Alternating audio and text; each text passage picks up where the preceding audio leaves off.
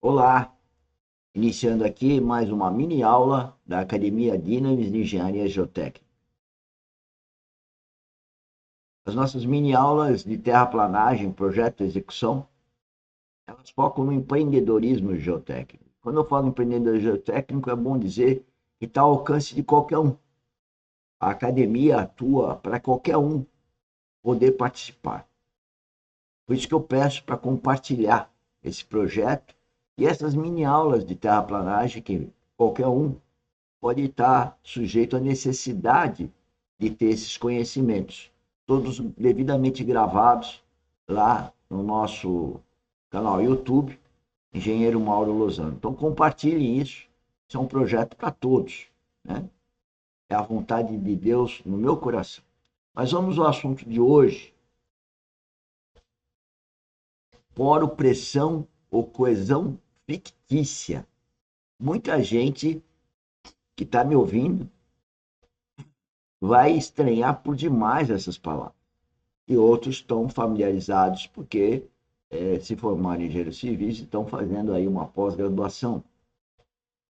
E nas empresas especializadas, isso é falado de uma forma muito, digamos, natural, termos conhecidos.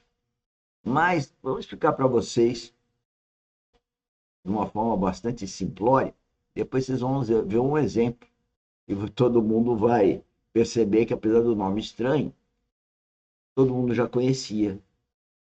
Eu digo e dizia quando eu dava aula no Mackenzie, né, aula presencial, há pelo menos 3, 4 décadas atrás, não sei, desde 1977. Poro é um buraquinho, um poro. Pressão é a pressão que está naquele poro. Então, o solo é formado por grãos. E entre os grãos tem os poros. Então, o líquido ou o ar que está nesse poro exerce uma pressão. Né? E essa pressão é muito importante. É por causa dessa pressão que há os deslizamentos que nós vimos aí, estamos vendo, lá no litoral norte do estado de São Paulo. Né? Aqueles deslizamentos de encostas estão ligados à poro-pressão. E à medida que essa poro-pressão aumenta, a tensão efetiva diminui.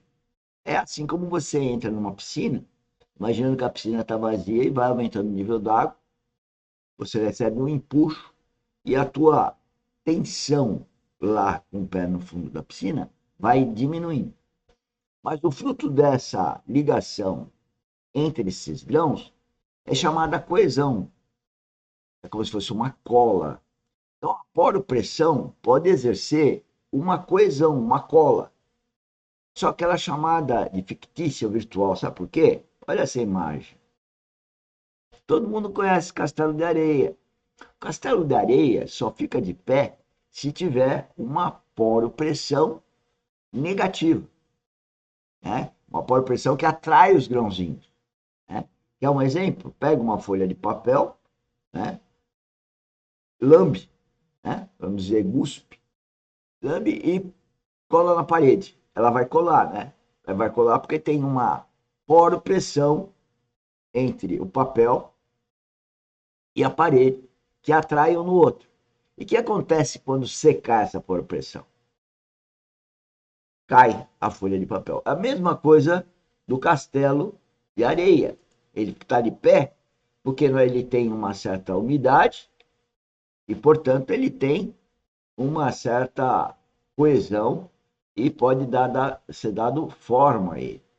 Mas, se esses grãozinhos que estão com um pouco de água estão colados, dá para ficar de pé, quando seca, ele cai.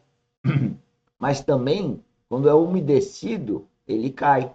Então, tanto nessa, olha bem para essas figurinhas, essa tem um pouquinho de água entre os grãos, essa não tem nada, ele cai, porque é como a folha de papel que eu falei há pouco. E aqui? E aqui está cheio de água nos vãozinhos, então ele cai também. E isso acontece com o castelo de areia, quando nós temos a situação de totalmente seco ou ele é saturado, né? Ok? E aqui tem um desenho um pouquinho mais matemático para explicar a mesma coisa. Então vamos explicar esse desenho. Dissolução de agentes cimentantes. Aqui o exemplo dado pelo professor que eu não pus o nome aqui, tem uns grãozinhos, acho que é o Enio de Campinas não, de Brasília. Tem esses vermelhinhos, seria a colazinha que tem entre os grãos. Elas podem ser de origem cimentícia, ou elas podem ser a tal da água, a capilaridade que eu falei há pouco. A redução da sucção ou dessa coesão virtual fictícia, dessa poropressão, tá? É a perda de coesão. Quer dizer, eu posso perder o cimento e posso perder a água. É pena que o professor aqui não fez com cores diferentes, mas o vermelhinho é a cola entre os grãos. E a resistência ao cisalhamento, o que é resistência ao cisalhamento? Você pegar uma mão e outra e deslizar, se você põe tensão normal, é mais difícil. Você não pôr, ela desliza fácil. Então, a tensão ao cisalhamento no solo é a coesão mais uma tensão, peso, vezes a tangente de um ângulo de atrito. Aqui está a coesão, né? Aqui é o gráfico de tensão cisalhante, aqui tensão normal, cisalhante, normal, né?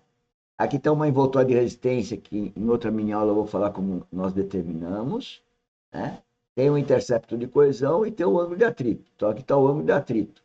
E aqui está aqui a coesão, mais aqui a tensão efetiva, esse finalzinho aqui é de efetiva, é a total menos a poropressão positiva, vezes a tangente de φ. Então, a perda de resistência ao cisalhamento, que é essa equação que eu acabei de explicar, né, com a redução do valor da sucção por aumento de umidade, não precisa estar totalmente seco, totalmente úmido, aumento das poropressões, como eu disse, dissolve, pode vir, e a dissolução eventual dos agentes cimentantes ou eles perdendo a resistência, partindo, né, o agente cimentício, você tem então essa perda envoltória que estava aqui, ela pode reduzir. E isso no laboratório você verifica. É só você fazer o ensaio de laboratório, chamado de ensaio de resistência, ou ensaio triaxial, né? Você vai ter então a situação, você pode verificar essa perda de coesão fictícia só com a inundação, tá? Então é isso que eu estava querendo apresentar nessa nossa mini aula. Essa mini aula é bem conceitual, né? Em termos de que acontece com o grão, a poropressão, e por que os taludes nas obras de terraplanagem, na época que chove, quer seja o solo que está em condição subhorizontal, em taludes, inclinado, acaba perdendo a resistência.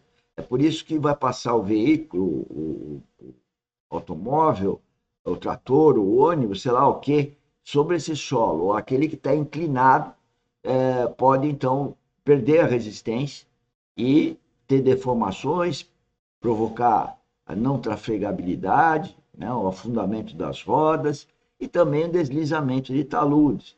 Né? Taludes são as encostas, taludes são os aterros e as escavações que vencem desníveis diferentes, né?